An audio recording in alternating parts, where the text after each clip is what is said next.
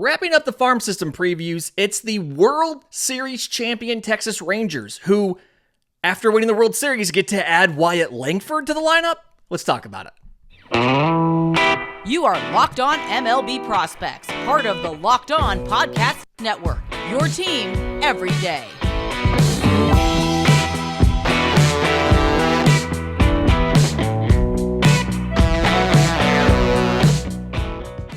Yes, welcome on in to Locked On MLB Prospects, your home for all things minor league baseball. I'm your host, Lindsey Crosby, award-winning baseball writer and podcaster.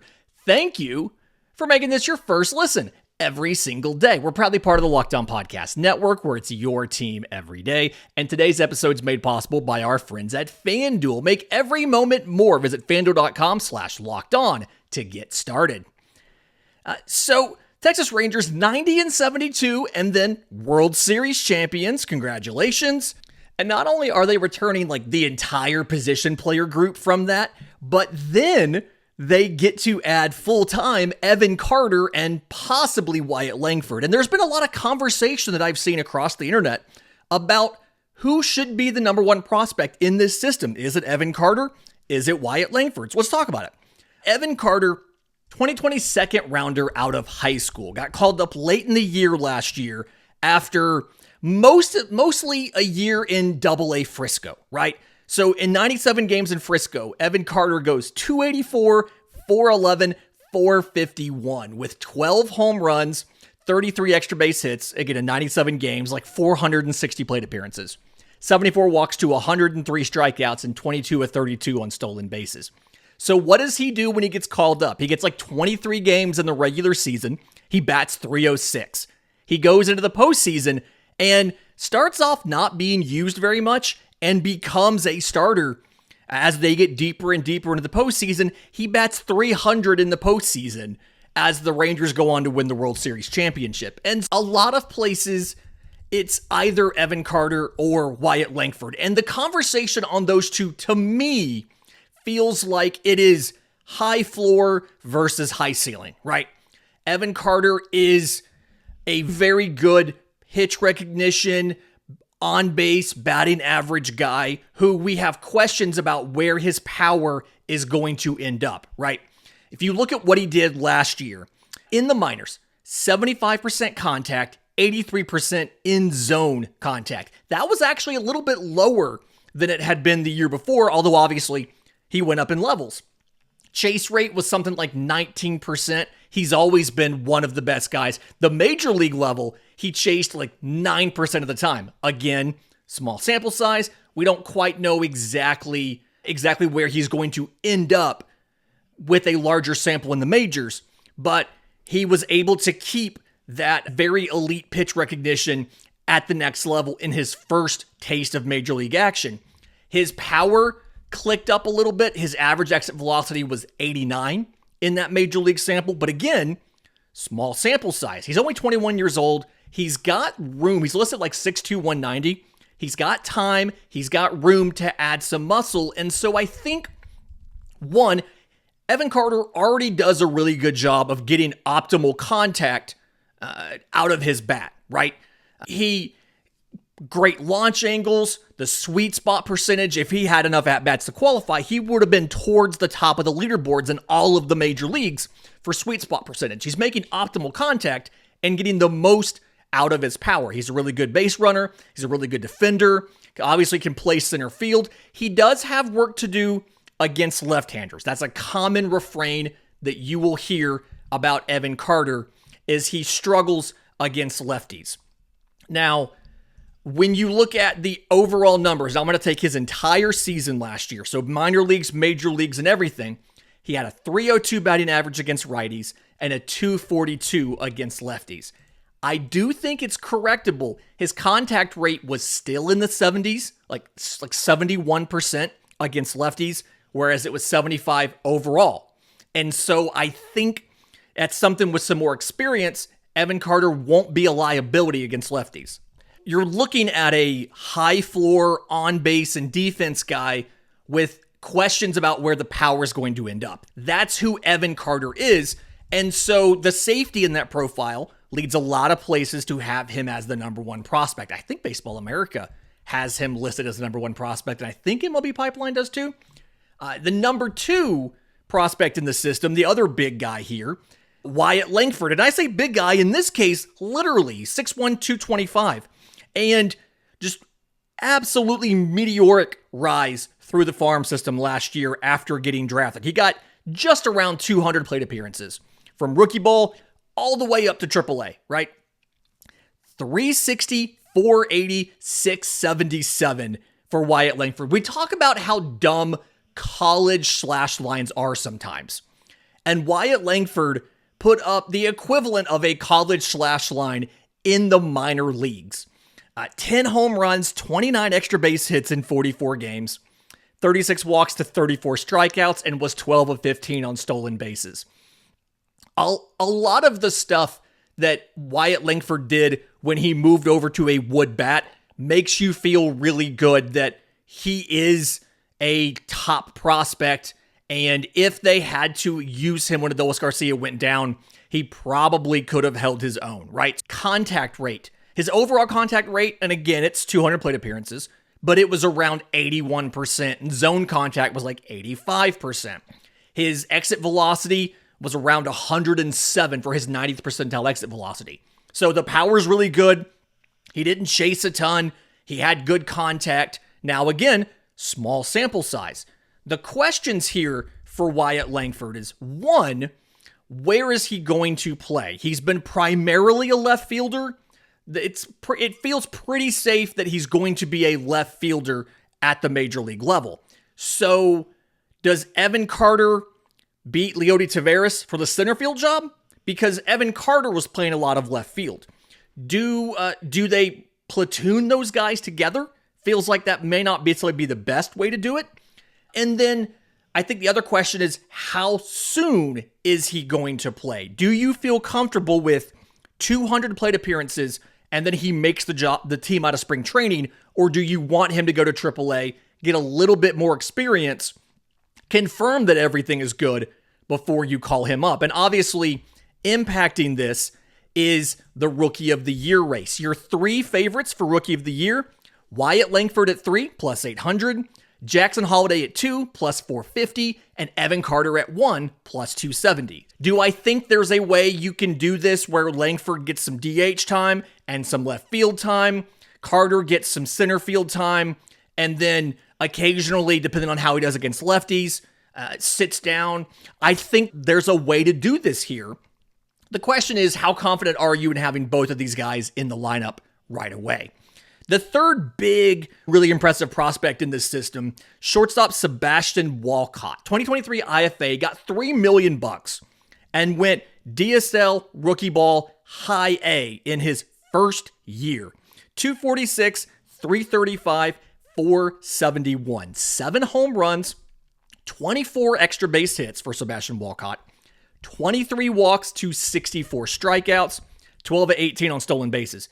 He did all this at age 17, right? Like, thing you have to keep in mind here is incredibly young, but despite that youth, absurd exit velocities. You commonly saw 105s all the way up to 110. And for a 17-year-old, that is absolutely nuts, right? You could also see the youth as Sebastian Walcott did his first year of professional baseball last year. He struck out about a 30% rate. It got worse. He spent most of his time at the complex level. It got worse at the complex level. His overall contact rate was about 69%. And so you can see that there's some growth needed from Sebastian Walcott, but you can see where the tools are, right? He played mostly shortstop or DH, 23 games at shortstop, 25 at DH. I don't know from a skill perspective and from a defensive perspective, or a skill perspective and a physical development perspective, if Sebastian Walcott's going to be able to stay at shortstop or not. Some people think he's going to have to move to third base. I think the arm is good enough to play third base. It's plus arm, above average speed. I think Baseball America in their 2027 lineup had him in right field. And so curious as to where Sebastian Walcott ends up. I don't know if it'll be shortstop. He'll be one of the bigger shortstops from a, not a height perspective per se, although he is 6'4", but given the frame that he has the potential to be one of the bigger shortstops from a physical perspective, right? So curious to see what happens there. Curious to see where he gets his assignment out of spring training the next year and what he does as far as contact rate and strikeout rate when he gets there. In just a minute, let's talk about guys you might see in 2024. There's some upper level players that have been either stuck in AAA or floating between AAA and the majors. We'll talk about them next, right here on Locked on MLB Prospects. But first, today's episode is brought to you by our friends at FanDuel. The NFL's regular season is over, but the playoffs are still going on, and so this is your opportunity to get some bonus bets thanks to the NFL. Right now, new customers to FanDuel get $150 in bonus bets guaranteed when you place a $5 bet. You don't have to win the bet. You just have to place the bet. It's $150 in bonus bets, win or lose. So go pick a random NFL playoff game. Pick a random team if you want. And place a bet. You'll get $150 in bonus bets that you can then use over on FanDuel at all of the MLB odds. We already mentioned Rookie of the Year. 2 Rangers in the top 3 of the odds as of time of recording. But there is other options when you go in here and you look at other things you could do. Corey Seager is the 3rd best odds for American League MVP at plus 800. You've got that. Obviously, you have World Series odds. The 5th best odds go to the Texas Rangers at plus 1100. Ahead of them is the Astros at plus 900. The disrespect is just blatant here. Yankees at plus 850. That's way too high for the Yankees. Braves at plus 550, Dodgers at plus 350. It's going to be really funny when the Dodgers don't win. Watch. Make every moment more. Visit FanDuel.com/lockedon to get started with your $150 in bonus bets today. Again, FanDuel.com/lockedon to get started with FanDuel, the official sports book of the Locked On Podcast Network. Okay, so looking at players in this minor league system who you're going to see at the major league level in 2024. There's a guy that's, I'm gonna make the joke that he's this team's version of Michael Busch, but Justin Foscue, 24 years old, not as old as Michael Busch, but another situation where he's an infielder that plays, first, second, third, and is blocked at the major league level at all of his positions. So 2020 first rounder out of Mississippi State, got 122 games last year, all in AAA, right? Could not get out of AAA because you had guys all across the diamond at the major league level. So in those 563 plate appearances for Justin Foscue, 266, 394, 468, 18 home runs, 53 extra base hits, 85 walks to 70 strikeouts, and 14 of 21 on stolen bases. And the thing to know here is Justin Foscue, to me, is one of those higher floor kind of guys. I don't think the power is necessarily mind-blowing. I don't think the defense is necessarily mind-blowing, but he's got experience at first, second, and third. Last year, he had 70 games at second. They started moving him around. 35 at third, 9 at first. He can play any of the bags in the infield. And then high is a high floor for the hit tool. I think the power ends up being average. So the contact rate for Justin Foscue, 82.3%. You love that. In the zone, just a hair under 91%. And it's not just empty batting average, right? Or it's not just contact ability. It's also a good batter's eye, 24% chase rate, right? Now the exit velocities, like I said, come out average, right? 87.4 is the average.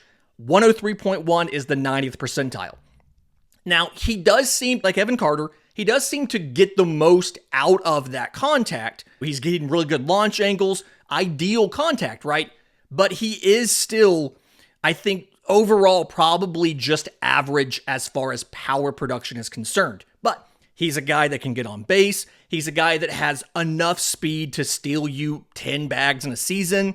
He can play, again, first, second, third. So high batting average, high on base. Not the kind of guy that wins you a World Series, but the kind of guy that steps in if there's an injury, plays the position for 2 months, keeps the order going, and gets you through the season to get to the postseason, to get to the World Series. You need guys like this.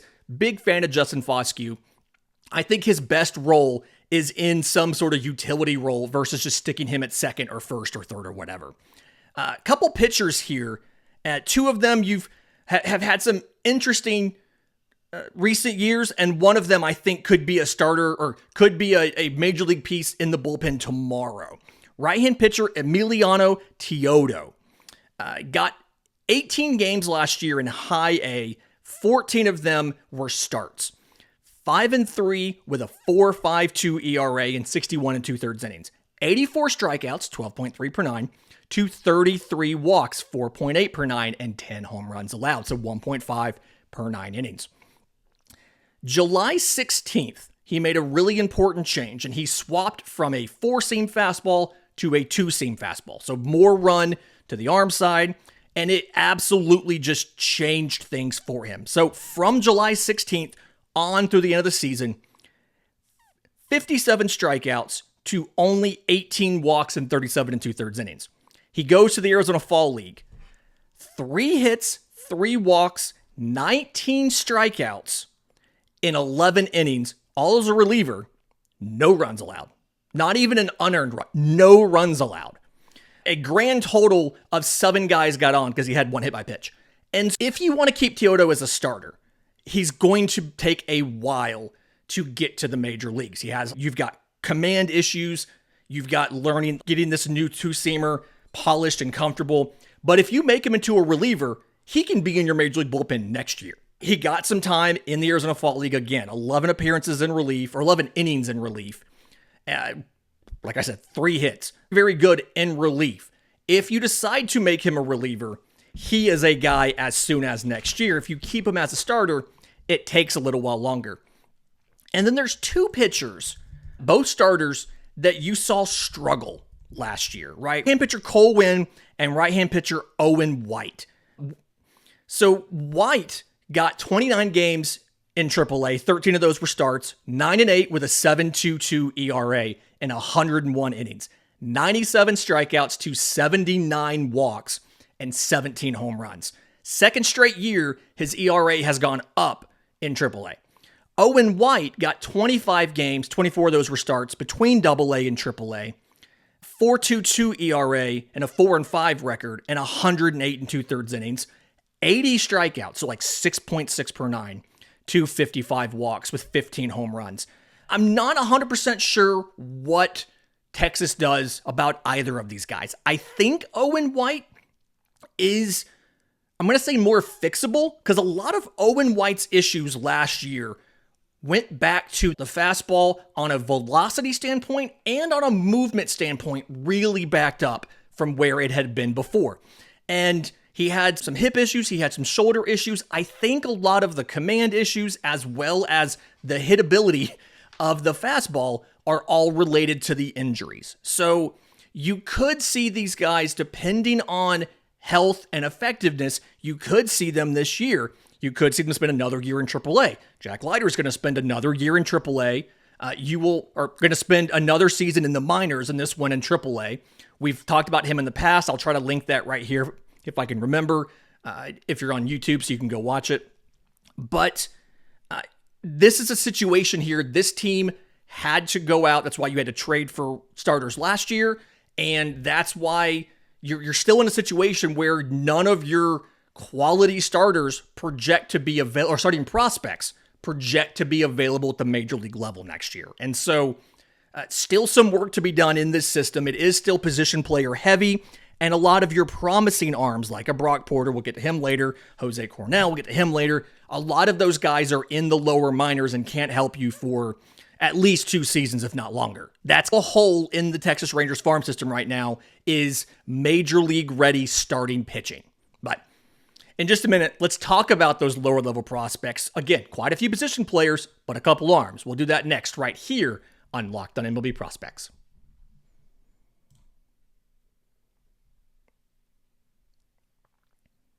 Final segment of Locked on MLB Prospects here, looking at the Texas Rangers farm system. Again, the World Series champion Texas Rangers.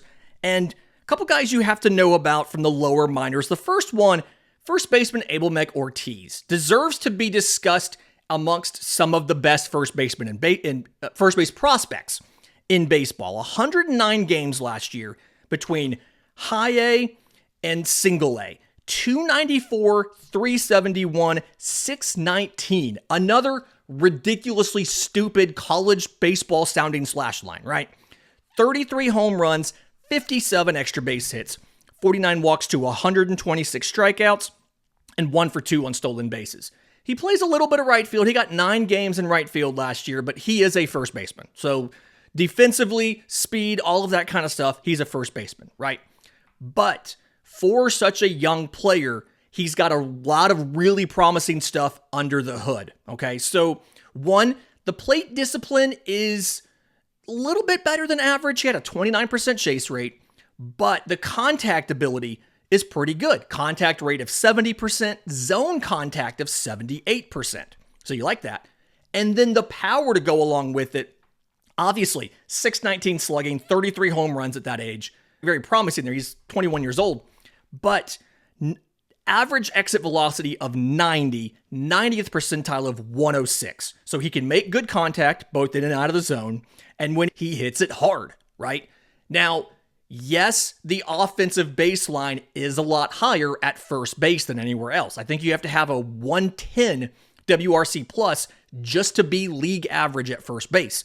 But I think Abelmek Ortiz is a guy that can do that. And so from both a real life perspective and a fantasy perspective, Abelmek Ortiz looks like he has the ability when he's finally ready for the majors to be a potential star because he can hit the ball and he can do it hard. Second baseman Akedri Vargas is another one of those international players that broke out, like Sebastian Walcott.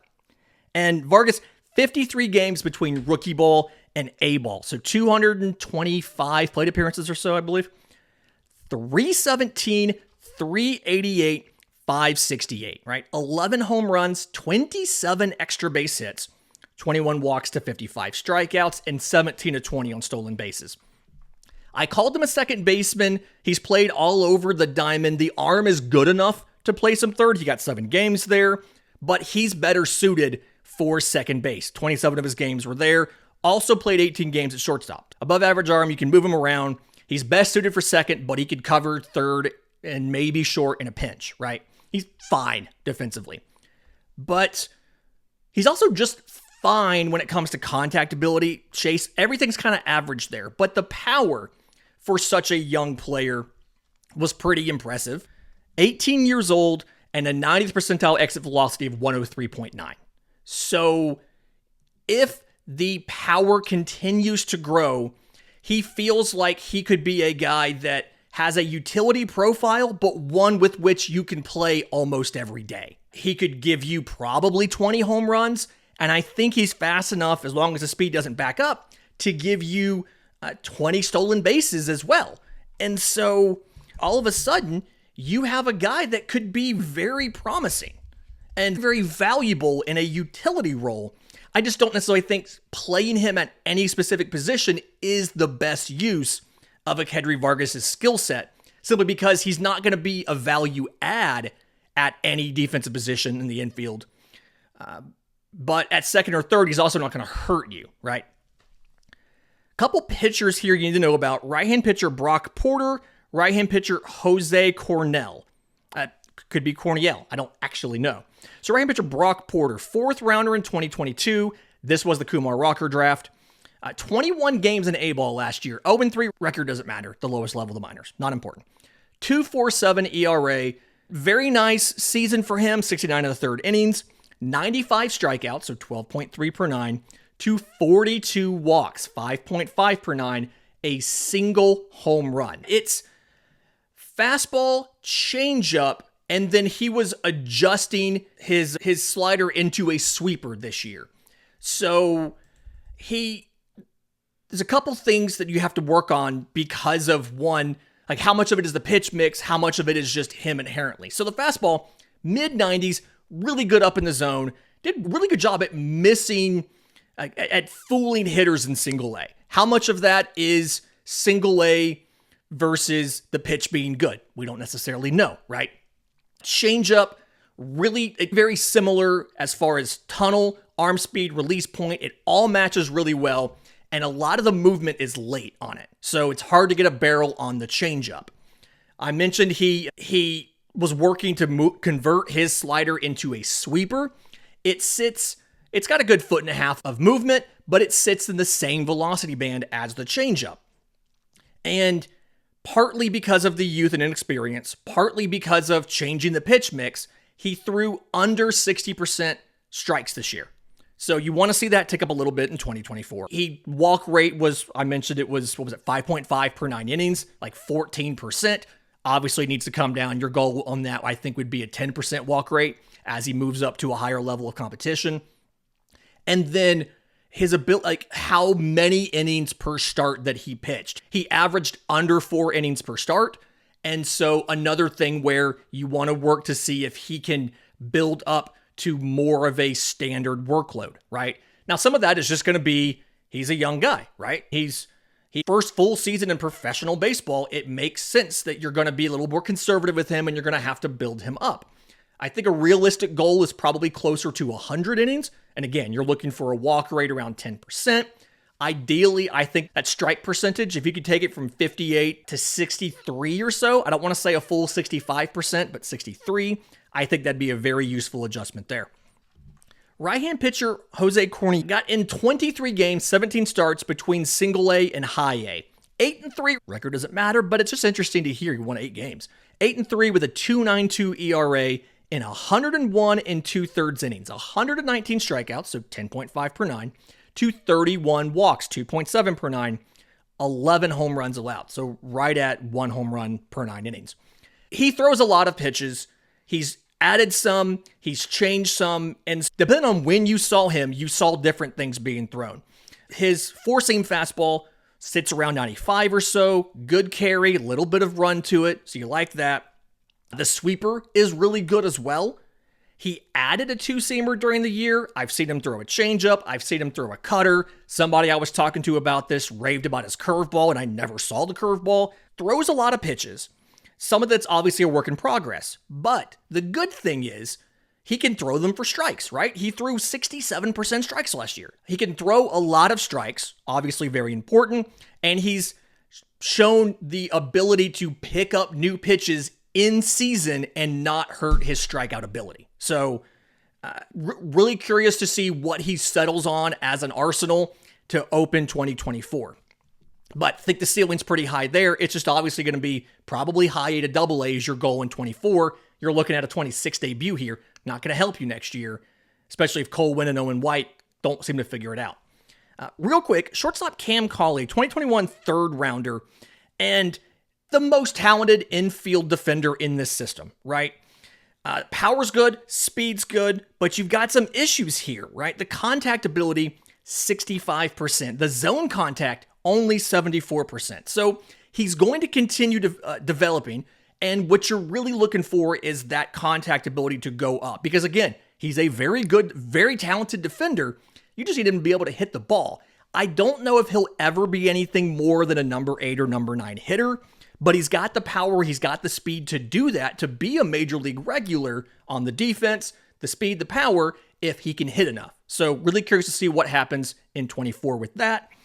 And then our dart throw, first baseman Blaine Krim, another guy blocked at the major league level, spent all season in AAA, and absolutely raked 133 games, batted .290, .385, .506, 22 home runs, 58 extra base hits, 71 walks to 107 strikeouts, 1 for 1 on stolen bases. The defense is fine, right? It's first base. It's first base only, but it's not bad defense, right? But contact rate, 78%. In zone, 85%. So for a slugger, a very good job at making contact. He pulls the ball very well. And so despite the 90th percentile exit velocity being good, but not great, it's above average. It's at 105.9 and an average of 91. He's getting optimal contact, pulling these balls, getting tons of power production there. He also does really well both against lefties and righties. And yes, you have first basemen in the system like Abel Ortiz and things like that. But if you have a first base injury next year, remember Blaine Krim because he is an option to come up. And I think he could do pretty well at the major league level as a fill-in at first base. Depending on what happens with Carter and Langford in the DH spot, you may see them use Blaine Krim at DH a little bit, like you saw Lucan Baker of the Cardinals used at DH a bit last year because he was raking in AAA. If Blaine Krim keeps destroying baseballs in AAA this year, you've got to find a way to force him into the lineup. And the first time one of Carter or Langford stumbles, especially if you have to send them down to the minors, Krim's a candidate to come up and get first base and DH run. Fantastic week this week. Next week, we're moving to the Central Division, so stay tuned for that. But in the meantime, remember, it's always a great time to pay a minor leaguer.